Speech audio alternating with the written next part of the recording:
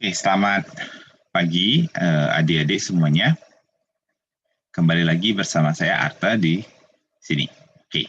Nah, jika sebelumnya kita sudah membahas mengenai mitokondria sebagai sumber energi dalam sel, maka kali ini kita akan membahas mengenai kloroplas, yaitu organel yang ditemukan pada sel tumbuhan dan berfungsi untuk mengkonversi energi matahari atau energi cahaya ya menjadi energi kimia dalam bentuk gula atau karbohidrat.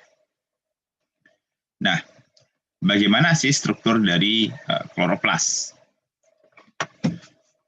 Kloroplas itu merupakan organel yang dibungkus oleh dua lapis membran fosfolipid bilayer ya, yaitu membran luar dan membran dalam. Nah, di dalam membran dalam ini sendiri itu didapat ditemukan cairan yang disebut dengan nama stroma dan kemudian kumpulan kantung tipis, ya kumpulan kantung-kantung yang disebut dengan nama grana. Nah, satu kantungnya sendiri kita sebut dengan nama tilakoid. Nah, di stroma kita menemukan adanya DNA, ya DNA ini berbentuk sirkular sama seperti prokariot dan juga ribosom yang serupa dengan ribosom bakteri atau sel prokariot. Apa saja yang terjadi di kloroplas? Yang paling terkenal di sini adalah reaksi fotosintesis.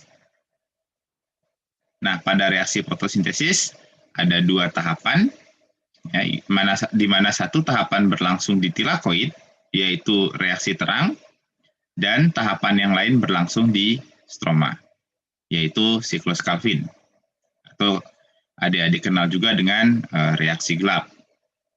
Nah, pada reaksi terang ya, yang terjadi pada tilakoid atau grana,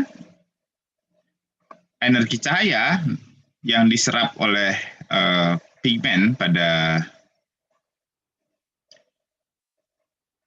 tilakoid ya, akan menyebabkan terjadinya reaksi fotolisis, ya, yaitu pemecahan molekul air menjadi oksigen.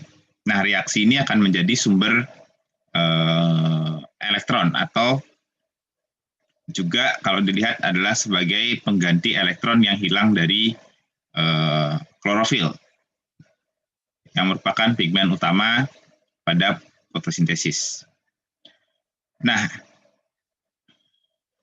elektron yang terlepas dari klorofil kemudian akan ditangkap oleh molekul NAD+ di sini dan berubah menjadi NADPH.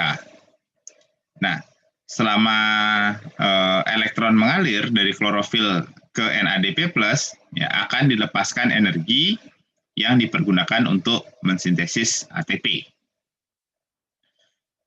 ATP dan NADPH yang diproduksi pada reaksi terang selanjutnya akan dipakai untuk proses reduksi CO2 menjadi gula pada siklus Calvin yang berlangsung di stroma.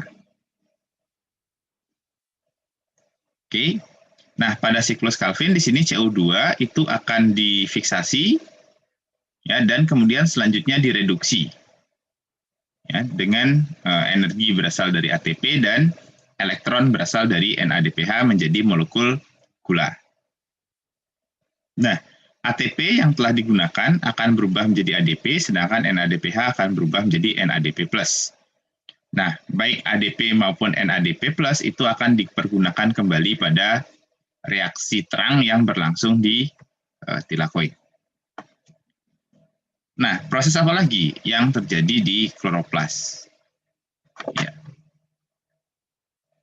Di kloroplas juga terjadi peristiwa replikasi DNA.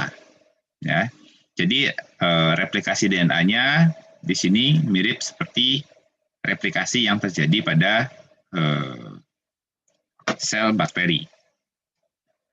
Kemudian di kloroplas juga terjadi peristiwa ekspresi gen, yaitu transkripsi dan translasi, seperti terlihat pada gambar. Nah, kalau kita lihat dari strukturnya, maka di sini kita paham kloroplas itu menyerupai sebuah sel prokariot yang hidup di dalam sel eukariot. Nah, sehingga kemudian ilmuwan memunculkan teori yang dikenal dengan teori endosimbiosis, ya, di mana pada gambar ini terlihat bahwa kloroplas sejatinya adalah bakteri fotosintetik yang kemudian diendositosis oleh nenek moyang sel eukariot dan kemudian tetap hidup dan bertahan pada sel eukariot, ya, membentuk endosimbionts.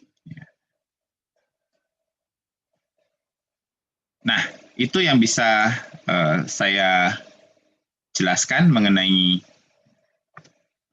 kloroplas. Ya, semoga materi ini membantu adik-adik yang sedang belajar tentang struktur sel.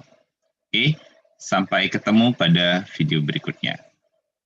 Terima kasih dan selamat pagi.